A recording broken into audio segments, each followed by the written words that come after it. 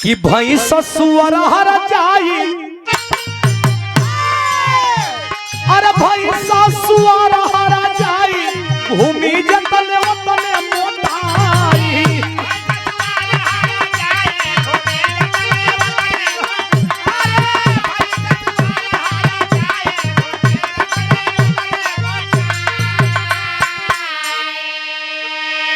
लेकिन अर्जुन घटोत्कच से कह रहल बाड़न कि ये बेटा अभिमन्यु कहाँ बा, सुन ले कहाँ बा, तनी सुन ले का कहे मास्टर। कहे धोखावा से मरली यहाँ से बिरहा कहानी शुरू भयल भूमिका से। आप लोग लेखनी पर गौर करिए कैसे मास्टर। तो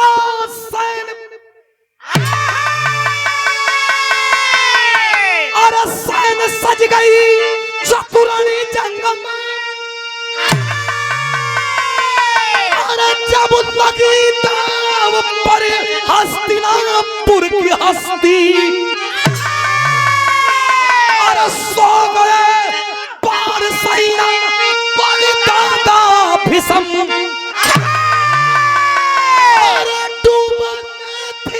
लगी बीच कश्ती, क्रुतोड़ का है बधन हो गया, और सेनापति का बना कौरवों का, चिंता भरी दिल में केसों के भारी, हुए मगन हर्ष बढ़ा कौरवों का।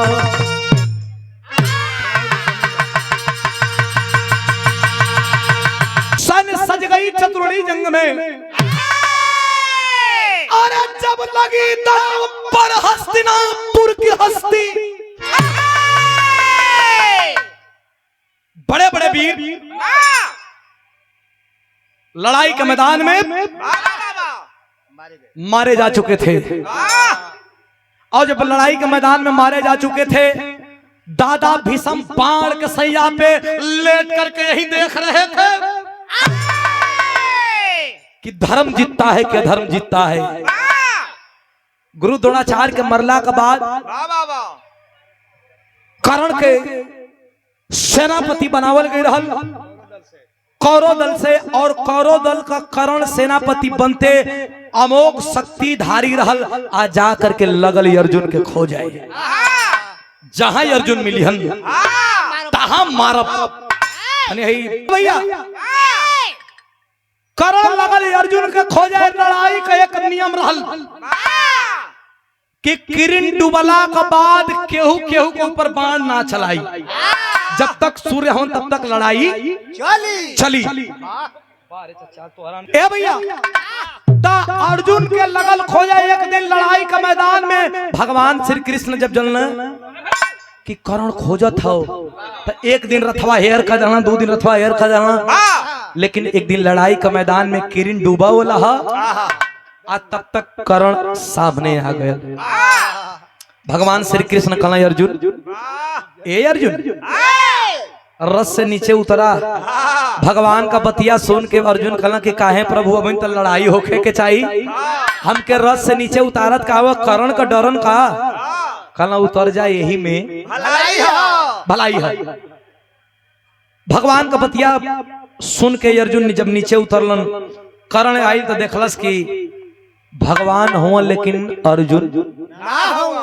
अब तो गरियावे का तो ना गरियलस, लेकिन कलस की का प्रभु ऐसने हिजड़ा कर थाकत हुआ जेकर माई दूधे ना पियले है, लड़ाई के मैदान में पता नहीं कहाँ जाता। कहत का मास्टर बिरहा में कवाली का टुकड़ा बा,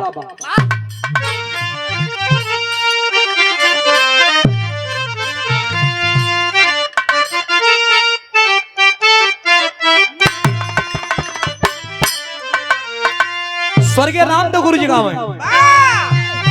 अरे कि काबे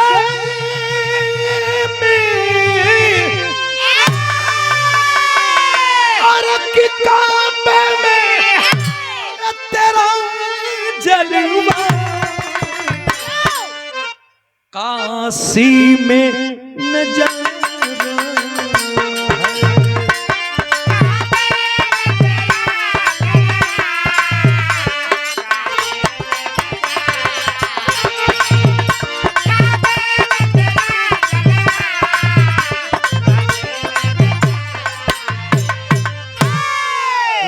करण का कहे अर्जुन ना हो लेकिन भगवाने से कहत बाकी कैसन आदमी कर रहा था कछुआ का कहे मास्टर अरे क्या अच्छा अरे क्या अच्छा कि मर जाबो बेकार के जीने से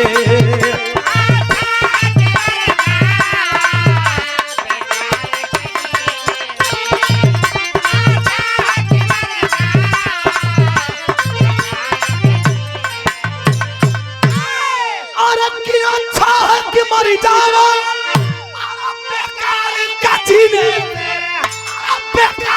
जीने से पत्थर पे उगे मोती मेहनत के पसीने से पत्थर पे पसीने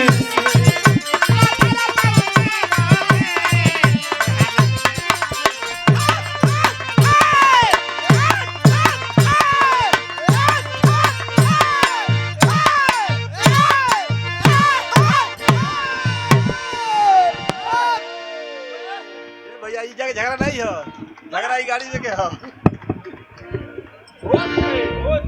अरे भाई झगड़ा जाके नहीं हो हम भी रहा गावत हैं अरे हम भी रहा गावत हैं जोर जान लगा के हाँ तो हम माइक ले ले दौड़त हो भाई ई तो झगड़ा मंच पर नाई लौकत था हाँ ई भूतपूर्व से दोनों ई पहले ही के झगड़ा जना था आज जा कुल खिनी सुधारत हो का यार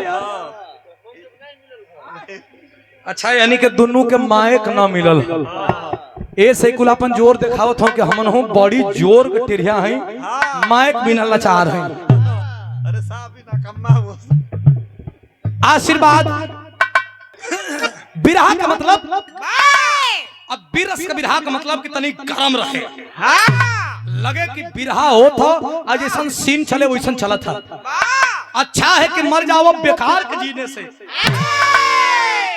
2 दिन गावा तो 2 दिन करेजा पर चढ़ के गावा हमर लुबुरैले के कोनो काम नहीं तो घरे सुतता कि दादा कहत रहन कि उजाला जी दादा कहत रहन तो बड़का बाबू कहत रहन कुल कहत रहन तू का कहत भाई देख दादा कहत रहन तो कहत न रहन तो कुछ कहवा कि खाली ददे कहीं हां जिंदगी भर हां कि पड़रू नहीं नरिया खाली हां ए भैया इतना पंच परमेश्वर बैठल हुआ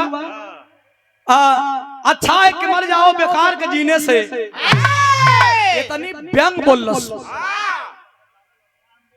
अर्जुन पिछवा से कहला खा प्रभु गरियो सुने कोई का कहला 2 मिनट में किरनिया डूब जाई अगर गरियो सुन ले तुम्हार जान बच जाई तो बचा लेनी बहरी लिखल बा निकाल के मारी अमोक शक्ति खत्म हो जी बा अरे बाप रे बाप किरण डूबला के बाद अंतिम में जब निकलना हमारे बड़का भैया श्री लालू यादव जी के द्वारा शानदार जानदार 200 रुपया पुरस्कार देकर सम्मान बढ़ाया गया। मैं बहुत बहुत प्रणाम करता हूँ। आशीर्वाद की कामना था जिंदगी। इतना पंच परमेश्वर जब अंतिम में बहरी निकलन किरण डुबला के बाद बाण चढ़ा करके करण देखला से अर्जुन के तब पूरा रोम रोम बिरिज गए। कलश की भगवान चोरी से आज बचा लहला, लेकिन बकरा का माई क दिन खैर मनाई। कहियो न कहियो तो मरबा खरी हन, भेंट होइबे करी। बैठे हैं सभी लोग, मंत्रणा हो रहा है, मंत्रणा हो रहा बा। भगवान श्री कृष्ण पांचों पांडवों से कहा कि युधिष्ठिर आज मैंने अर्जुन को बचा लिया, लेकिन रोज बचाने का जिम्मा नहीं लिया हूं। तनी शांति हो बाबू, बड़का बाबू, तनी आराम से बाबू। भोजन हो गया का? ऐसे शांति रहा। भगवान श्री कृष्ण का बतिया सुन करके पांचों पांडव लगला कांपे। कले प्रभु अर्जुन के खोजत हो, करण मार दे ना। कला मार दे भैया, कोनो कोनो उपाय बतावा। कला अर्जुन का बाण से बचे वाला कोनो उपाय बा? वो केहू ना केहू के माराए के पड़ी। पांचों आदमी महाराज यहाँ करण का बाण से केहू बचे वाला बा? वो एक आदमी केहू के मरे के पड़ी। पांचों आदमी लगना हाथ जोड़ के विनवन करे। त्राही माम तो भगवान कहना एक उपाय बा, वाह लेकिन बा बड़ा मुश्किल। वाह उ कमल उपाय कहना भीम का लड़का चाहिए तो जान बच जाई। भीम कहना भाई हमार लड़का कहाँ? हाँ कहना पांचों पांडवन के जब अज्ञातवास भइल बनवा में, हाँ जब दर दर भटकत रहला तब भीम याद पड़ा वही घड़ी एगो तू राक्षसिन से बियाह कैले रहला जौना का नाम हिडिंबा हो। आ हिडिंबा का संपर्क से तोरे संपर्क से एगो लड़का जन्म ले ले बा, जौने लड़का का नाम बा घटोत्कच। बड़ी बढ़िया है, बहुत बढ़िया। कब बुलाओ जकाओ के कल बुलावा माया। भीम कहना हमहू से बढ़िया रखा, हम तो सबसे बढ़िया रहे। कहना भैया तू बढ़ियार हुआ लेकिन तोरे पास माया ना है। ओकरे के पास बढ़ियार के साथ ऐसा माया कि पहाड़ जैसन भी हो जाई और चूंटी जैसन भी हो जाई, बहुत माया होकर। बुलावल गई घटोत्कच के पहाड़ जैसन रूप बना के आइल पांचों पांडवन के सामने लगना। पांचों पांडवों में दूगो पांडव रोवे लगला गनगनाए के दौड़ना श्री कृष्ण भगवान के सामने। नकुल और सहदेव। भगवान श्री कृष्ण पूछला कि भैया काहे रोवत हुआ? कहना रोवत ही ऐसे कि घटोत्कच आ गयल। कहना ये मरे ते मैं हंसे के बात पर रोवे कौन बात है? कहना हम ओसे ना रोवत हैं कि वो आ गई, हम ऐसे रोवत हैं कि वो पहाड़ नियन बा। भगवान कहना तब तो औरी निमन बा ए मर्दे की अब लतवो से कई हजार आदमी के दबा के मुआ दे। कहना वो से ना रोवत हैं, और रोवत हैं ये बरे कि भीम भैया हमनी में सबसे बढ़िया रहो, हमन को भोजन छीन छीन खा गल। सबसे बढ़िया रही आ गई हमन को भोजन भीमे खाता ना, अब बाप बेटा खैला भी ना कुल मुआ दे। ले गए दर्शन करावे लगन पांचों पांडवन का। दर्शन करावत करावत भगवान श्री कृष्ण परिचय करैला कि है तुहार बाबू हमन, है तुहार बड़का बाबू हमन, है तुहार चचा हमन, है तुहार लौरी माई है, मतलब जेठरी माई है द्रौपदी। सबकर परिचय भइल लेकिन लड़का कहा था कि एक आदमी से ना मिलेला। कहला कैसे? कहला अभिमन्यु से। अभिमन्यु 2 दिन पहले मारल गई रहल। आई अभिमन्यु के खोजत बा। तो अर्जुन बताओ तुम के बेटवा अभिमन्यु कहाँ बा? बिरहा में एक तरज लगत बा।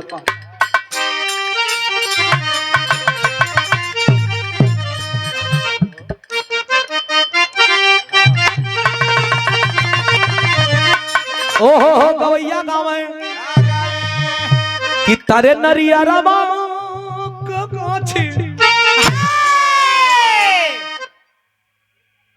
एक तरज का कई गो न तरज बजा। रामदेव गुरुजी अलग गईना, बुल्लू गुरुजी अलग गईना, हैदर गुरु अलग गईना, पारस गुरु अलग गईना। बुल्लू गुरुजी बड़ा प्यार से लहावा। अरे नदिया किनारे मोरे बोले हजार बार बोले हमार पिया हमसीना।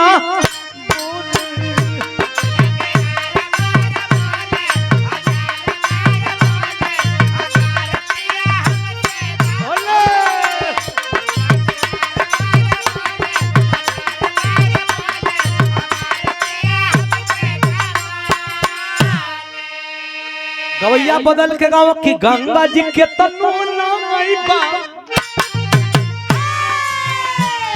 अरे गंगा जी के तनु बा पतर राजा।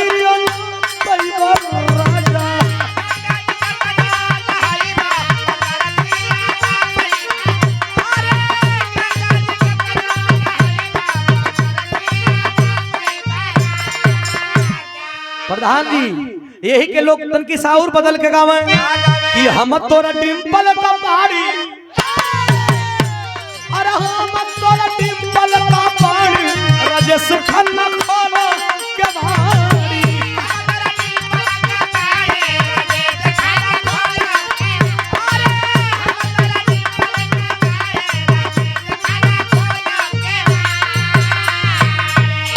यही तरह दिया के हालांकि बेचन गुरुजी गावे लेकिन हमरो गुरुजी विजय लाल यादव जी कबो कबो गावे। कैसे मास्टर कि धोखावा से मरली मुदैया अभिमान भैया तोहर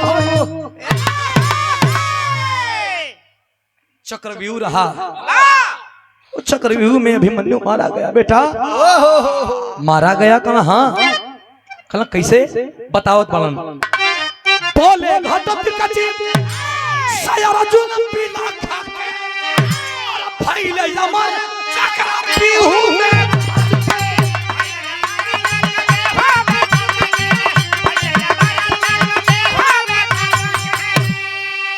अरे घेरी के मरले मुदैया मुदैया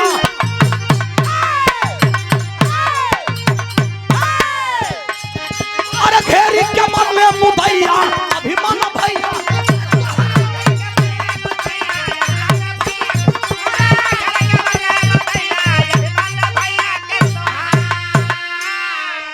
घेर के अभिमन्यु के कुल मार दाना लइका रहल आई रहल युद्ध करे लगल बाँ फुला के कलश के रे सारे अपन मनमय में। अरे हाय देख रे हमें कुल बोलैले वही युद्ध लड़े बदे। हाय देख उतना बड़ियार हमार भाई मर गई। कलश भीम के की महाबली बनेला। लोग कहला कि कई हजार हाथी का बल तोहरे बाह में बा। तोहरे रहते हमार भाई मार गई। अर्जुन का बेटवा मारल हा। देश का सबसे बड़ा धनुर्धर इनके आदमी कहला। तो हम लोगन के शर्म ना आवत था। बोलत हिया लोग जो आज बोलैला हा। 2 दिन पहले बोलेले हो तो बतैले रहती कि कैसे लड़ाई होला अपन भाई के भी ना मरे दिल रहती। का कहे मास्टर बिरहा में एक तरज लगत बा। लालू भैया ड्राइवर के मौर्य जी के तरफ मौर्य जी। मौर्य जी आदमी हमारे लालू भैया के ड्राइवर साहब जी। आहा रथ के रथवान यानी अर्जुन का कृष्ण क्या कहना है। सादर 100 रुपया पुरस्कार धन्यवाद प्रणाम आशीर्वाद की कामना ताज जिंदगी। कैसे मास्टर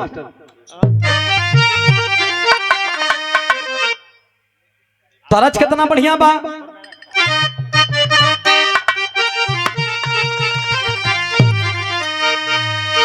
इतना भैया लोग बैठल हुआ तरस तमाम का आयल हो।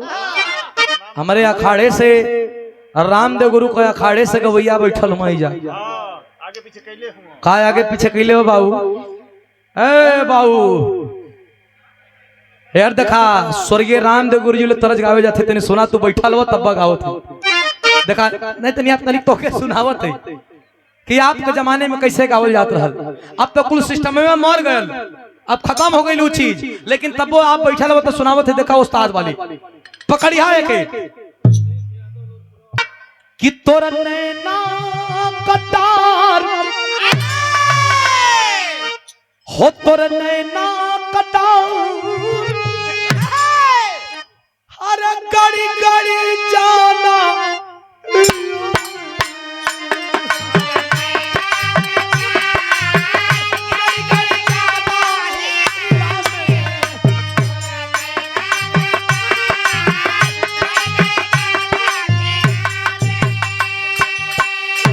गीत का जवाब मिले। ये गीत का जवाब मिले स्वर्गीय हैदर गुरु से।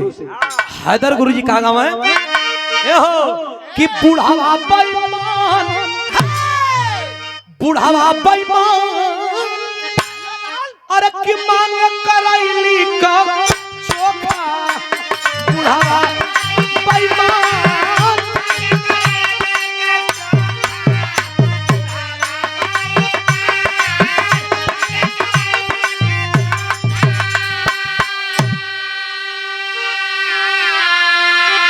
लेकिन बीरस का लाइन हो लइका एकदम जवानी पे हो।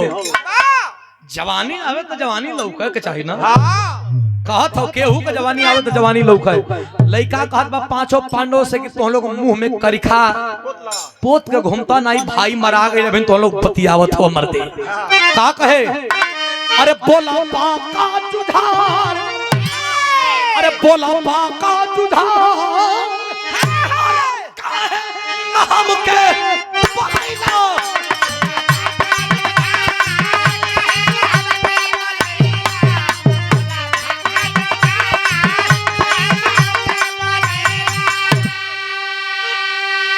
कला हमके ना बोलैला। भगवान कल देखा थे कि अपन बबुए लोग के चापत है, आई पांचों पांडवों की तरफ से लड़ाई करे, आई अपन बबुए के चापत है। तो भगवान कल सुन बेटवा, कल सुन बेटो ना गदेला, जो हम बात कहत है तनी ध्यान से सुनिहा। का कहे मास्टर,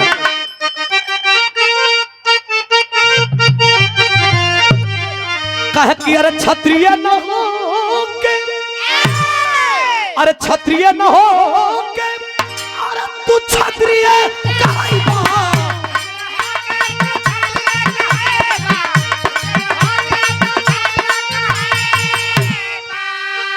अरे जब तू सामरिया में, जब तू सामरिया में, अरे वीरता देखैबा,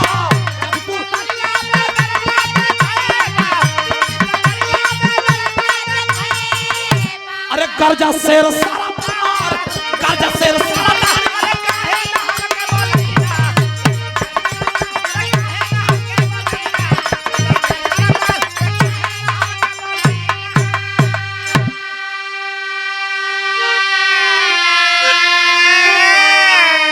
गर्जा शेर सरदार काहे न हमके बोलैला।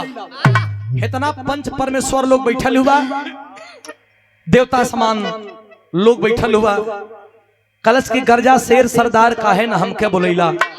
इतना बाबू लोग बैठल हुआ, भगवान कहना की लड़ाई लड़ल चाहत हुआ, तो अपन जोर जांग का रणभूमि में दिखेबा कि अपने बाबू लोग पर दिखेबा।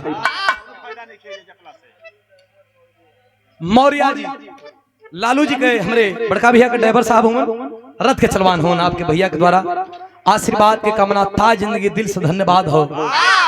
ए भैया भगवान कहना की ढेर जोर फाटा था, अगर तुहार जोर अमाव में ना आवत था लड़ के दिखावा, लड़ के दिखाओ, अपने बाप दादा पर हुकुम मत चलावा।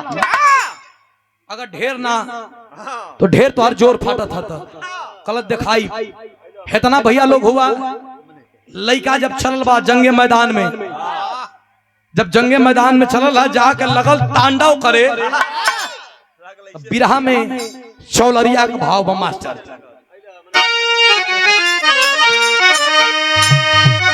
इस सीजन का तरजबा, अरे गोरिया दिन भर कई के कटियो,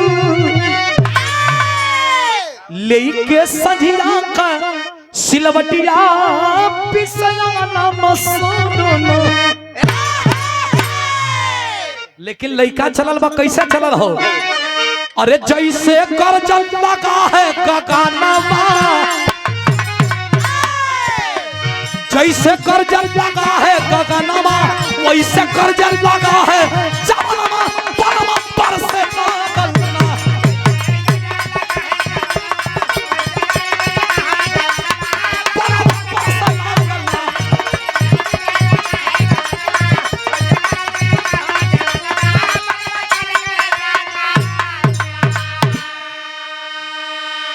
पहुंचल जंगे मैदान में, अरे हाथ सरऊ दे पाव से मसले,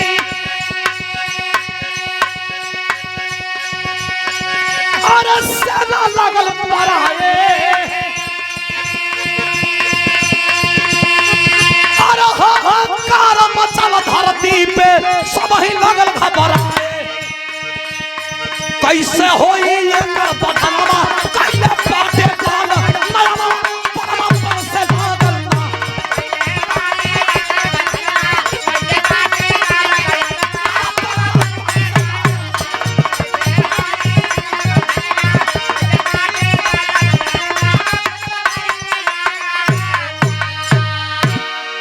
ए भैया बनमा बरसा लागल ना, ढेर बढ़िया लगा धनी का मर दे।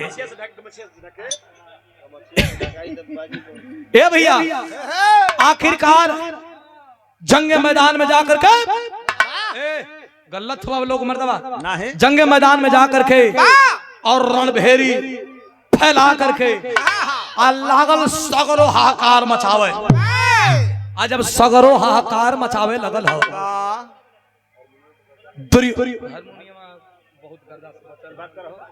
दुर्योधन जाकर के कर्ण से कहता है कि अरे मित्र, ये तीर धनुष लेकर के और 2-3 दिन से तू टहर रहा है अर्जुन को मारने के लिए, लेकिन अर्जुन नहीं आएगा। अर्जुन भीम का बेटा को भेजा है और तू बाण रखे रह जाएगा, लेकिन आज हम लोग मारे जाएंगे। अगर जंग जीतना चाहता है तो आज बाण ये छला जो अर्जुन के लिए रखा है। आखिरकार मेरे दोस्त, बाण को उठा करके जंगे मैदान में जो अर्जुन के लिए रखा था कर्ण, अब घटोत्कच के तरफ घुमा दिया। आज जब घुमाता है मास्टर तो बिरहा में पहपट का लाइन बा कैसे,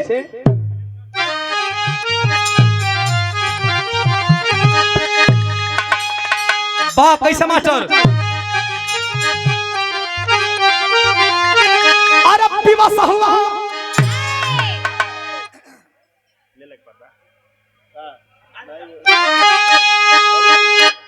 पढ़ जो मर्दे, अरे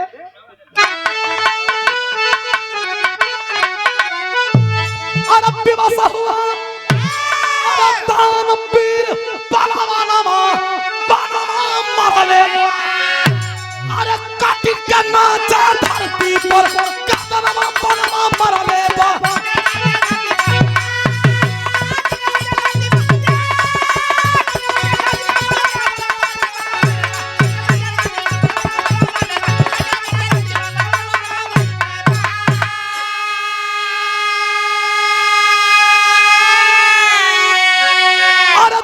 दुर्योधन मगन हूँ सोच में डूबल हो, अरे क्या करे पल में वही लड़ाई, अरे कि अंतिम आसपा बूझल हो।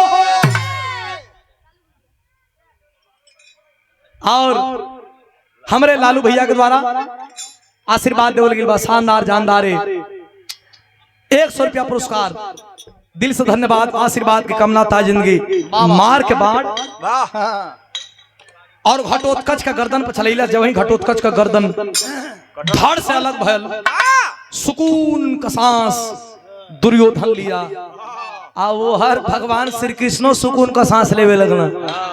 देखला भीम कलामा लइका मराइल है, भगवान श्री कृष्ण हंसत हमन। भगवान बतैला कि हंसत ना है तो हम लोगों के 5 लोगों का जान बचा दलस। और भीम अपने बेटा का गर्दन के देख के करत कहा मास्टर,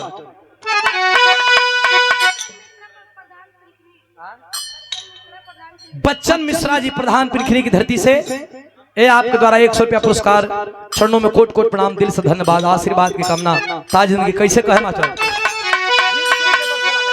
अरे चला सला सल, अरे पावन समर दलवारी ना परसल, कट के चामर बन के औरिया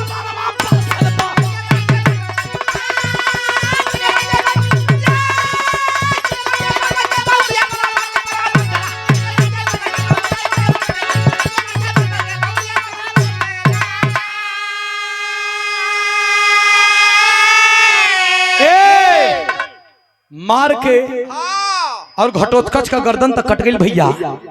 लेकिन भगवान श्री कृष्ण कहना किया वैसे लड़ाई ना होई।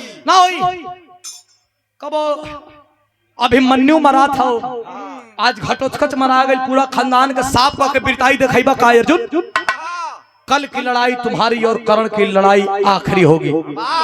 भगवान श्री कृष्ण टीका देखे और चलना हम तो कैसे चलना मास्टर, तनी हालात भाव लगत बाबू।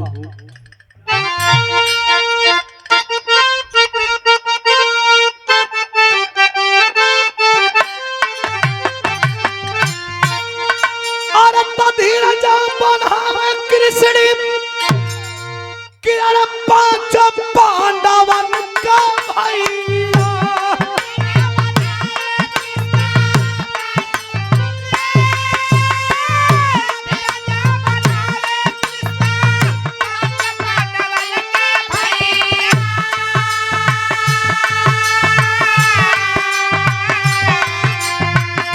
कर्ण और अर्जुन के छिड़ल संग्राम,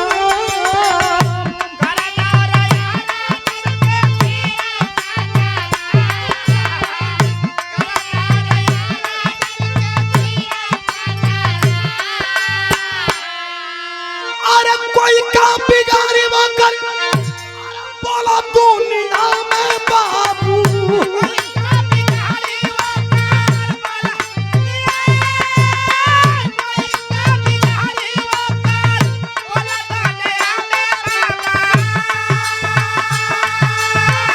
रथवा पच करे बैठंग घनिश्याम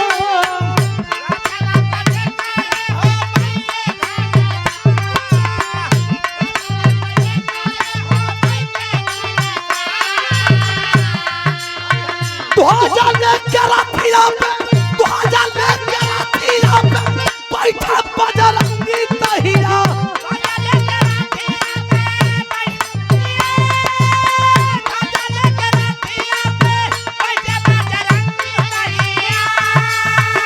पूरा होई दिना दया दयिता काम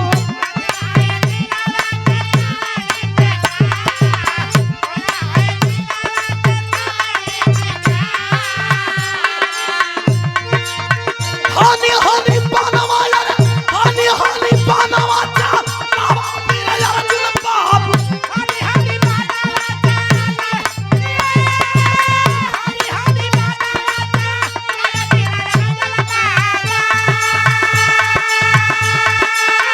पूरा होई दिनावा कया दयिता काम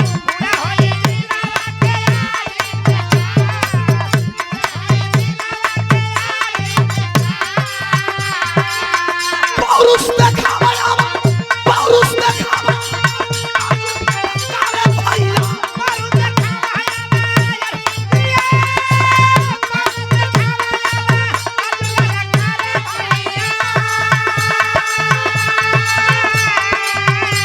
अरे मारे महनमा हो हंस के गुरु धाम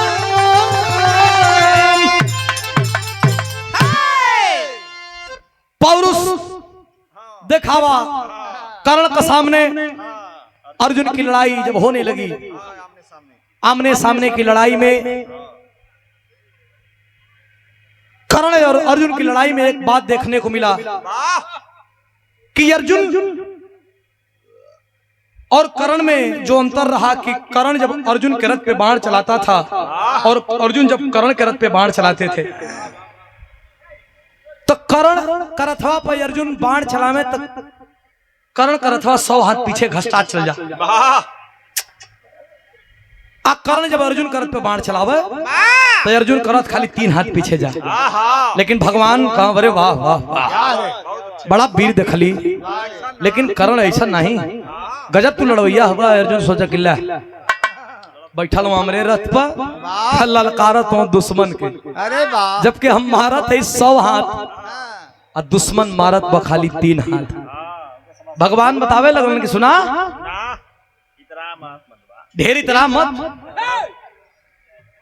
अब कब्बा तू साफ हो जाता गुरु परशुराम आनी पानी के चलते बचल हुआ गुरु परशुराम कह के शराप हो नहीं तो मारा जीता सुना रथ का हाथ पीछे जाए का बात करत हुआ तीनों लोगों का भार लेके तोरे रथ पर बैठा ले तीनों लोगों का भार इतने नहीं तोरे झंडा पर जो ध्वजा भारा था वही ध्वजा पर वीर बलि हनुमान गदा सहित बैठल हूँ ये तना वजन होइला का बाद तो 3 हाथ पीछे जाता अच्छुच्छा रथ पर मारत हो तो वीर बनत हुआ गुरु परशुराम को के श्राप प्राप्त है इतने में परशुराम गुरु का श्राप जो रहल धरती में रथ का पहिया धसल उतर करके कर्ण और निहत्था कर्ण रथ के पहिया को अपने कंधे से लगा उठाने जब लगल उठावे निहत्थे देख करके भगवान श्री कृष्ण अर्जुन से बोले कि पार्थ यही मौका है कर्ण के छाती में बाण भेज दो अरे बाप रे बाप अर्जुन कहना कि निहत्था पर हम बाण चलाई निहत्था पर ना चलाई ओकरा हाथ में तीर धनुष सही नहीं खे भगवान का बतिया सुन के जब अर्जुन ही कहलन तो भगवान कहता कि तोर लइका जब चक्रव्यूह में फंसा रहल तो ओकरे हाथ में तेगा तलवार रहल का निहत्था पर को पार कैले हवन सुन तेरे बेटे को मारने वाले में से एक दुश्मन ये कर्ण भी रहा अगर आज नहीं मारेगा तो तू क्या बड़े बड़े वीरों की औकात नहीं कि कर्ण का बाल बाका करे ये तो निहत्था है कर्ण निहत्थे पे बाण चलाओ, बाण चलाओ। अरे बेटा का बात जब दिल में साले लगल, निकाल करके शक्ति, निकाल करके शक्ति आई अर्जुन कैलन का मास्टर।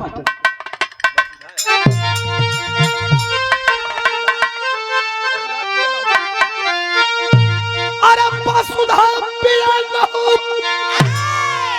बाजल विजय का बजना, अरे कि विजयी भाई बलवा नमः कुंती के लालहाना।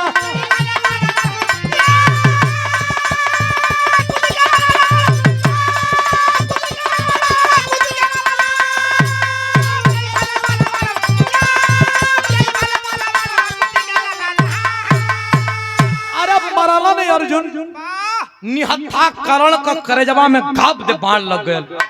आज जब लगल तब बेहोशी हालत में हो गई, तुरंत फिर एक बाण। आज जब मरल तब अरे कि करण का कैले अर्जुन पधरवा, अरे जकर के जाने पूरा रे जहाना।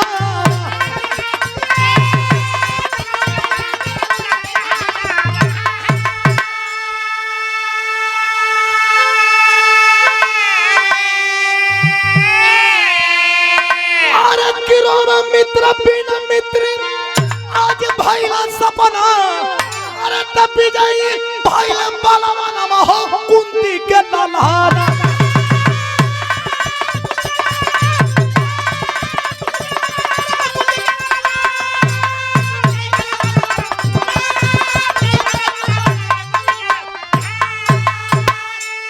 आखिरकार अर्जुन कहाँ थे, कर्ण का मृत्यु भइल।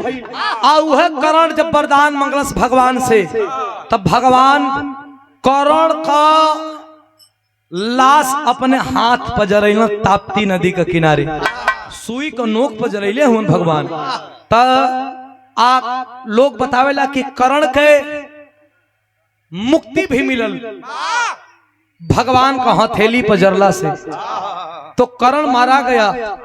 ये हमार बिरहा निर्गुणी भाव से भी लोग लेबा लोगन, तो निर्गुणी भाव मिल जाई तेरही में एक मृत्यु को भी बिरहा मिल जाई। तो बहुत बहुत धन्यवाद बा। खानदान का परिचय बा कैसे मास्टर? गुरु बिहारी गुरुकुल नाल गुणकारी, अरे स्वर्ग के चंद्रिका कवि बच्चन जी बने पुजारी।